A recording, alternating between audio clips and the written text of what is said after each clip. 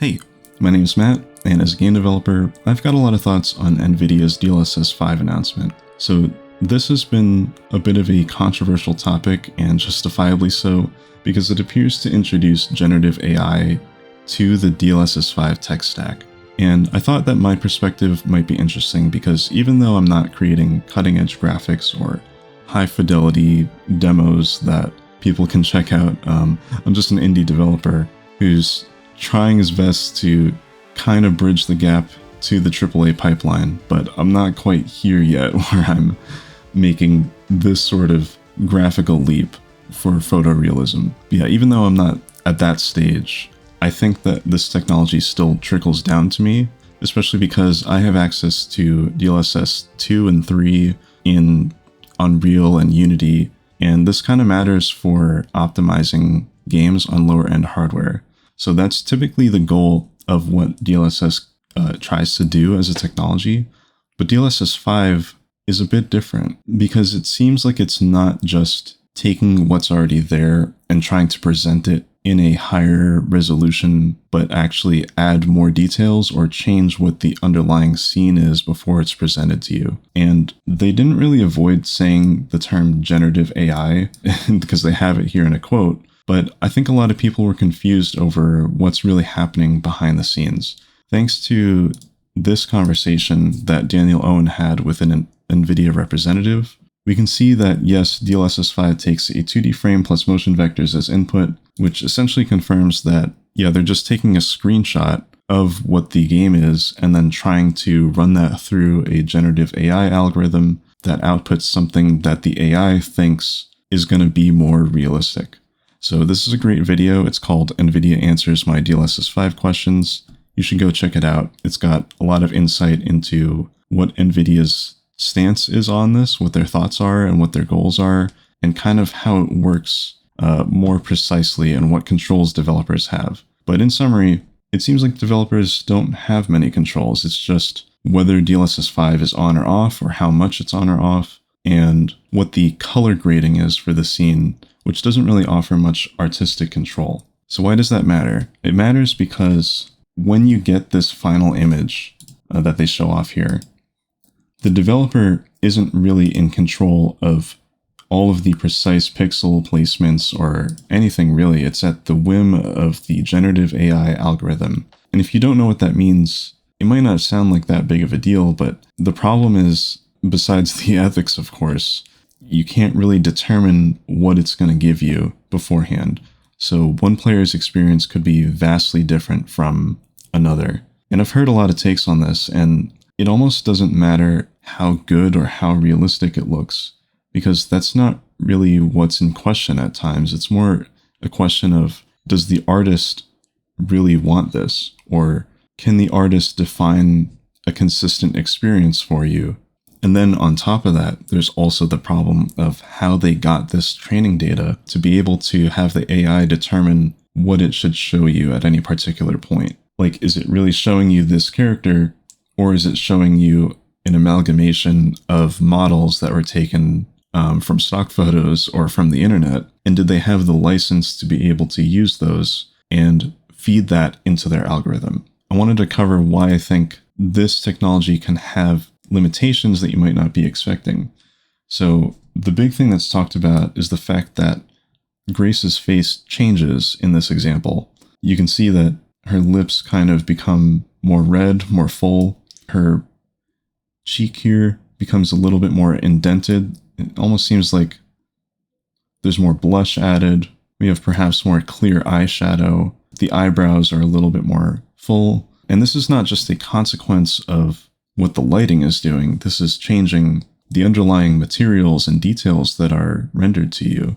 And you can say that it looks better. It certainly looks more realistic, but is realism really the goal of making games in a photorealistic style? I mean, that's part of it, but it's also telling a story. It's also providing some sort of experience to you. And when these details come in that are not created by the artist, it can create inconsistencies like this. This is the big example where she's not really the kind of character or not in the right situation to be wearing makeup in this intro scene. And here's another example that NVIDIA has shared with us. we can see that, yeah, there's a lot more definition, there's more highlight, more contrast in the DLSS 5 presentation, but is that something that really fits the game's visual identity? Does it fit the character's personality or tone? You can see that it's added almost like a layer of sweat, I would say, because there's a large specular highlight around here, around her cheek, that just wasn't present before. What if in the context of the scene, she wasn't sweating like this? What if her skin isn't supposed to be as glossy? You don't really have the kind of control to tell DLSS 5 that I want my character to look more like this. You could maybe mask it out, but then you'd kind of lose what their stated purpose is, which is trying to improve the lighting. You can kind of see that in effect on the bottom left part of her jaw here. In the DLSS 5 off rendering, it might be using some form of ray traced shadows, or it might be like high settings or something, but you can see that it's more dulled out in the DLSS 5 on. And that would be a smart choice for lighting because the light would be passing through this hair, which would kind of create a more transparent surface, or translucent, I should say. It being softer around these edges here will definitely give you a more realistic looking face result, but it had to interpret how to do that. It had to make up, oh, based on this composition, this part should probably be lighter, but it's not taking into consideration parts that should be lighter, even though the composition is not telling it to do that. So I mean, like, what if her face was turned to a side profile and it doesn't really understand like where the light is going in that shot, or which parts should be lit or unlit? It only has this 2D screenshot to work with, and it has to kind of guess at what's going on. So besides that, also taking up a lot of wasted processing power, I would say, it just is not going to scale up well in other situations. And the overall effect that you kind of get from that is that you have this sort of studio lighting that's kind of applied generally to the whole scene, which might not represent the actual context of what's going on in the game. I mean, here as well, her side of the face is, you know, brightened up, which kind of gives a more like subtle, realistic, soft appearance, but it's as if she's being lit from the front.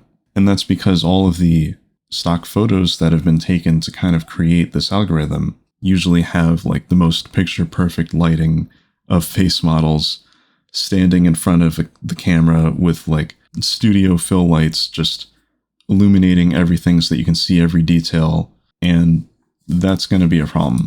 I wanted to point out this example too from Starfield. In the original DLSS 5 off rendering, you can see that this whole side of his face is in shadow because we've got some sort of main light coming in from the top right here. And then we have like a fill light. So this is all like artist-driven stuff that makes sense for the scene or what they thought was best for this. But when DLSS 5 comes in, it just kind of destroys that and flattens out everything that's going on there. It almost looks like they photoshopped the face of someone else onto this character. And the reason for that is because whatever model they had in the stock photo for the training data was probably just standing here staring at the camera.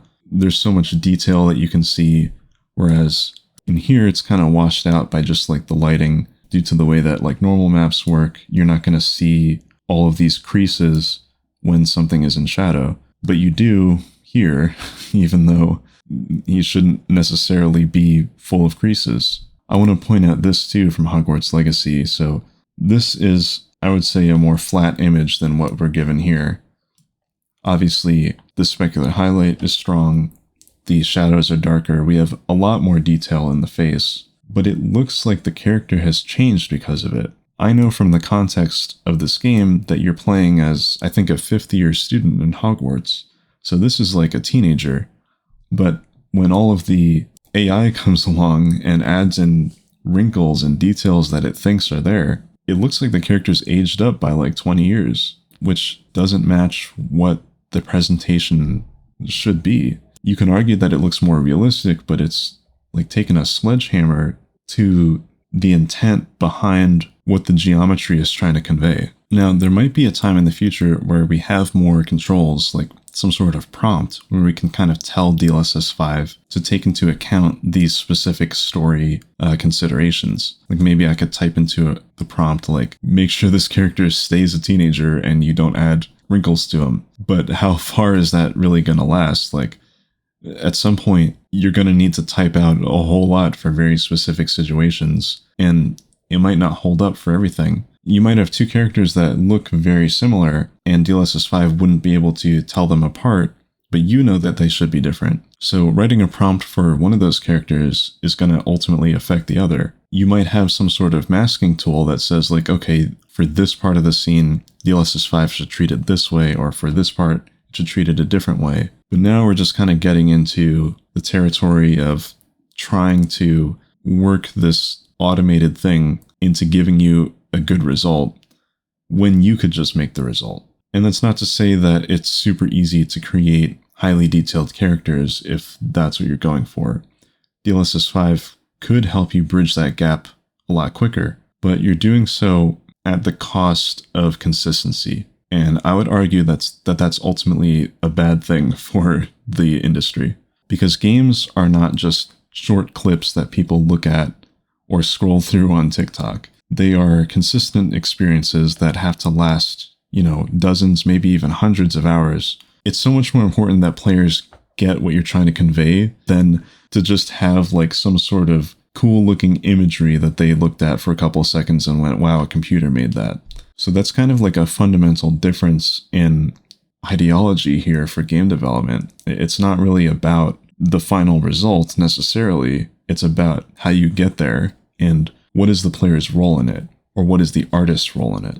So I've got another example here, and this is footage from Digital Foundry. We're again looking at Hogwarts Legacy, and we're seeing the DLSS 5 off version. And here, a lot of this is in shadow, it's low detail, it's kind of hard to make out what's going on, but in the context of where they are in the castle, this lighting situation probably makes sense. But if you flip to this one, suddenly things are much more clear, they're more lit. It looks good when you just compare these two screenshots, but when you're playing through the game, this part of the map probably shouldn't be studio lit like that. And then we've got kind of a second example here in Starfield, where this is an area of the scene that's pretty much covered in shadow, so you're not getting a lot of detail.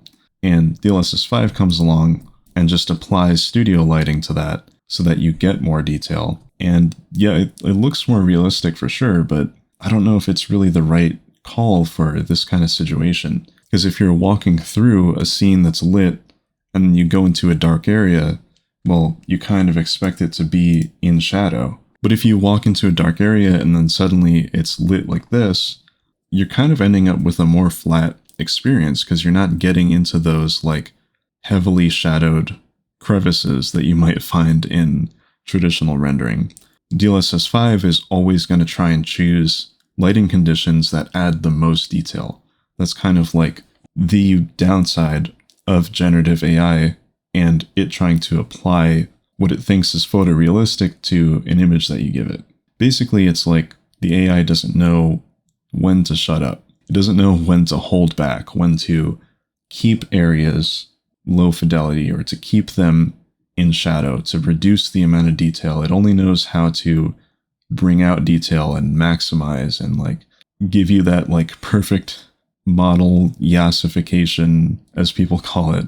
Here's another situation where this becomes an issue. This character has a hat with a little cap here, and the sun is coming through and kind of blocking off half of his face from the light. But with DLSS 5 on, that all goes away. It's like he was being lit from the front now. I don't know if this is necessarily more realistic. In some ways it is, because there's a lot of bounce lighting that's going to happen, and the shadow is definitely going to be reduced by light coming in all directions. But DLSS 5 doesn't know the conditions of this scene. Again, it only has the screenshot. So if we were on, let's say, I don't know, a planet that had nothing behind the viewer, like it was perfectly dark and, I don't know, a wormhole, DLSS 5 is going to assume that we're on like an Earth-like planet with weather conditions that are similar to our own. So it's going to assume that bounce lighting is happening in the background and brighten up his entire face. But that might not be the case, and there's no way for it to be able to tell that. In the future, I could imagine NVIDIA coming up with ways for developers to kind of direct DLSS 5 and tell it to do certain things that it would otherwise not do by default. And that's definitely an improvement, but it still kind of doesn't get around the fact that every pixel here is just being determined by an algorithm, and there's only so much you can do before it all kind of falls apart. If you keep chasing down, trying to write in the correct prompts to get it to behave a certain way, you're not really doing rendering anymore. You're just like manipulating this kind of pixel creating device that you have no real control over. Something else I haven't seen many people talk about is the fact that because DLSS 5 is always trying to add in more details where it thinks it's necessary, you kind of lose parts of the image that are not supposed to be detailed. Like for example, this window here, where all of the items in the shop are kind of blurred out, and that's probably due to the glass as either a depth of field effect or some sort of attempt at mimicking refractive materials. But when we apply DLSS, a lot of it becomes more sharp and we lose that blurriness that was there. That's probably because DLSS thinks that this is some low quality part of the scene that it should try to enhance, and not an intentional artistic decision to help contrast the composition between these sharper parts of the image and the blurrier parts of the image. You can kind of see the same thing happening in the background as well. Like there's just a very slight decrease in sharpness as we get all the way out to the edge. But here, it's kind of been taken away, and we even have rim lighting along some of the characters there, because it's trying to like amplify the interest in that part of the scene. But many times the point of creating a good composition is to have that sort of contrast between high detail and low detail, and when DLSS 5 comes along and tries to add in details uniformly, we're not really looking at the same composition. It brings everything into the foreground, or it can even smash up details that were previously there. These windows, for example, are just barely visible, but you can see how they're lit. But DLSS 5 has just added this fog tint over it because it thinks that there should be nothing out in that distance. Here's another example of the artistic intent kind of being overridden by a DLSS. So in Assassin's Creed Shadows, we're looking at this kind of aerial scene looking down on these rooftops, and there's a clear light direction from left to right, a lot of shadows created by these trees and by the environment. When DLSS 5 gets turned on, a lot of those shadows fade away. And again, while that might be realistic in some lighting conditions on Earth because of all the bounce lighting, the shadows are important for Assassin's Creed Shadows and actually define the gameplay, because when you're in shadow, you have less visibility to enemies. So knowing where they are is an important visual distinction. Having them be blown away by DLSS 5 bounce lighting, or its attempt at trying to create bounce lighting, would kind of reduce a lot of the clarity of the gameplay. You can see also that it's created a much brighter rooftops here, whereas the off was more gray. So maybe that's one of the color grading corrective tools that you can use in DLSS 5 that they talked about. But I would say you're kind of not free from any of these issues on any surface, given that it probably thinks that they're blue because all of these stock photos of temples that you can find will kind of have this like bluish tint due to atmospheric conditions. If DLSS 5 just kind of blanket applies this blue tint color because it looks at these stock photos and says, oh, that should be blue because of the atmosphere, well, how does it know which elements are rooftops and which are not? What if you get like a corner of the screen where it can't quite tell that it should be one of these blue rooftops and it ends up gray because that's what the original image was? And that is tying into disocclusion artifacts, which I'll get into in a second. But one last thing I want to point out about this clip is just the amount of shadow that it wants to add to that building on the left there. All the rest of these buildings kind of glow up due to what DLSS thinks is bounce lighting, but this one, for whatever reason, maybe because there's some trees next to it, thinks it should have all of its shadows intact. And now I've got kind of like an inconsistent result here, because all I can tell from this screenshot is that, yeah, maybe this building is blocked by the light, because I can see that the light is coming from this direction, and hey, there's a tree here, so it's not going to get as much shadow. But that's an entirely screen space decision that it's kind of made, which maybe isn't reflective of what the actual lighting conditions would be if you were to actually run the calculations. Okay, so on the subject of disocclusion artifacts, here's an example of DLSS 5 in motion. You can see right here that as this character walks forward, it reveals this part of the scene behind her. DLSS 5 is determining that this part should be brightly lit because, you know, there's nothing really blocking it. I can't tell what's there. It has motion vectors, but that's not really enough to tell it what is in the scene and what's being blocked by what. So the moment that she reveals, oh, there's a person sitting there, well, a lot of shadows just pop in because it goes, oh no, there's actually something blocking that spot. I need to put shadows there. And you can tell the exact same thing happening right here. As she walks in front of this person's shadow, DLSS 5 like kicks in and realizes, oh, I should have that part in shadow. The same thing with her hair. And the same thing with these spots along the wall here or underneath the bench. She kind of like reveals the effect as she walks by.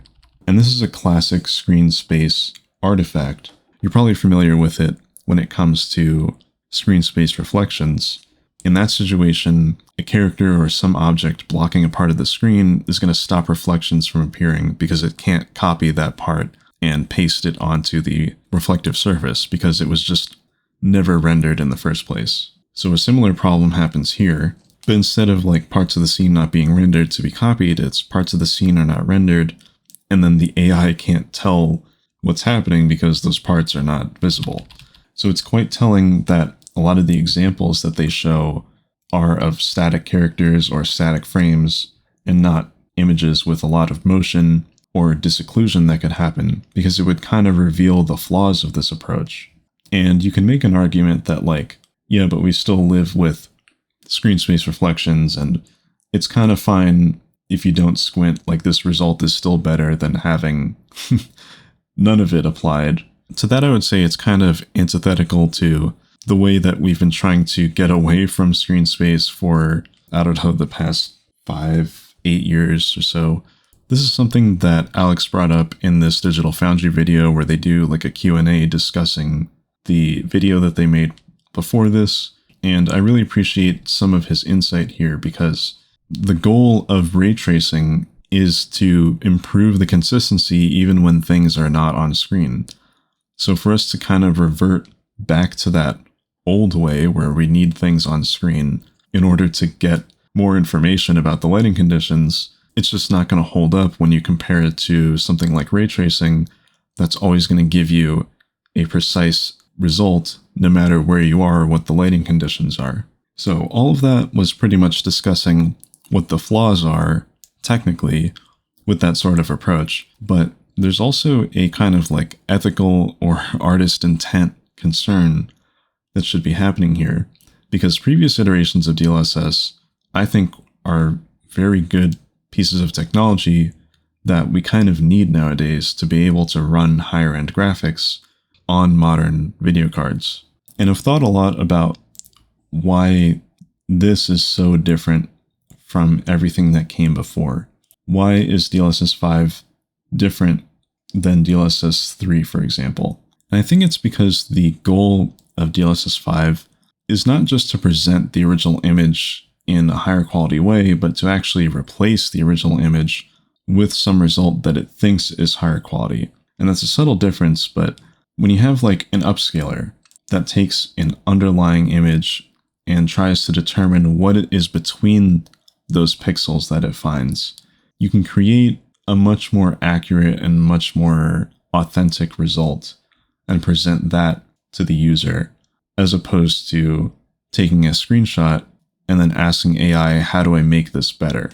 Because not only do you have all of the flaws that I mentioned before about like inconsistencies and relying on screen space, but you're now pushing images directly to the user that could be anything. And some people think that these problems are going to go away as generative AI gets better. Like, oh, if it just had more memory, it could remember that, like, yeah, there was a person here. And as she walks over that spot, maybe it should be applying the shadows that it generated before because she's just blocking the result that's already there. So yeah, that could happen. But how far is it going to go? How much is it going to last? If this situation happened, say, like 2 seconds after it was able to generate a result shadow here, that might be fine, but what if it happened like 10, 15 minutes after it generated a result there? Is it going to have the bandwidth and consistency to be able to keep up with all of the dynamic situations that players get into in video games? The same can be said about Genie 3 and the other, like, generate a game on the fly technologies that keep popping up. Like, yeah, it can create a consistent result and you can walk through it, but when you move the camera 180 degrees and then move it back to where you were looking before, it could be entirely different, depending on how much memory it's stored up to create that persistent world.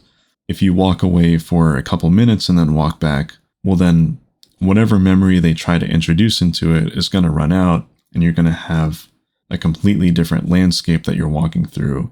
And that's just one of the many problems that you'd have if you tried to make games with this approach. So having the underlying geometry stay the same and trying to apply like a beautification filter over it will give you more consistent worlds, but all of the benefits of that beautification are going to fall apart when the memory concerns start overtaking consistency. And some people ask, like, how is this really different from other AI tools that we've kind of used in the past? And I say AI very generally here because procedural generation has been around for a long time, but that's a very different thing. That's you defining where artist-driven objects should go or how they should be shown or anything like that, where you ultimately have the final say over where things are placed and what's going to be shown to the user. With generative AI, you're just trying to direct where this machine thinks that it should end up for giving you a realistic environment or realistic characters or something like that. And if you take it to the extreme, well, then you get this kind of image, which has been circulating around social media. It's maybe a bit of a joke, but it could very well be where people think this is headed. And I really don't want this. The idea that you just have these basic characters filling out a world, and then the AI determines what all of the details are, not just adding more wrinkles or changing the lighting, but just completely defining what outfits they're wearing, what they look like, what the materials are, and everything. This would just remove so much artist intent from the final product that you get. Graphics programming, shaders, would become outdated in a way. Like, you'd kind of lose that whole field of art when the pixels are just drawn to the screen based on what an algorithm thinks is right from stock photos and footage from other video games. If you get to this point, all you're going to have is just derivative replications of games that already exist, and you're not going to get anything new because it can only pull from examples that it's learned from, unless you go out of your way to make the graphics to train it, but then by that point, you should just use those graphics to make the game. Ethically, I'd say that if you made a game that looks like this, you should just ship it like that, and not try and replace what you've done with a kind of AI filter, because at least then it'll be you defining what you've created, and not you trying to chase some visual result that you had no part in. Part of the point of art is that it is difficult and that it's challenging to make your ideas come to life. If everyone puts value into a button that you press that just makes pretty images, then what is even the point of art? What is the point of working hard to create a story or to tell narrative or anything? I don't think we should let this become the future of game development. I don't want the technique of creating 3D or 2D art to be lost.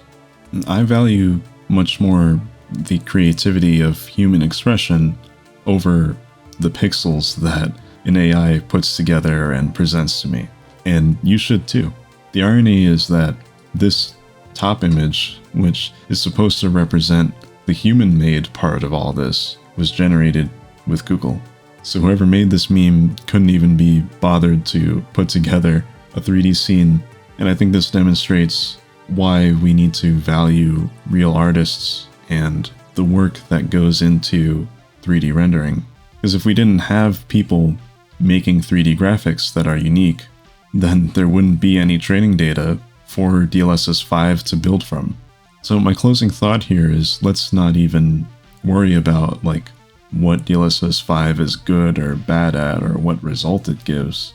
The core of it just fundamentally goes against making art. I find it to be a pretty big disappointment in the evolution of DLSS technology. And while I think there is a place for neural rendering to be available to game developers, I think it shouldn't be this. If anything, we should be using neural networks to just get like an overall sense of like what kind of lighting situation can happen as a result of objects that it understands are in the scene. And I don't want it to just replace the pixels with details that were taken from stock photos. I want it to like really understand what the underlying geometry is and how that affects the material itself, so that I can still create the pixels and I can still create compositions that I think are right, but I can get to those results with some kind of deterministic algorithm, or even if it's with a neural network, just like some result that is manageable and predictable. I'm sure some developers might think that, oh, I don't need the consistency.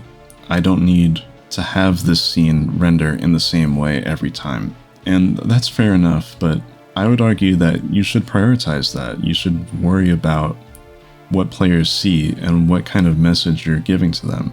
And I would think about where the art form will end up 10, 20 years from now. What we should be chasing for in the cutting edge technology is, how do we get higher end rendering into the hands of artists without just making all of the decisions for them?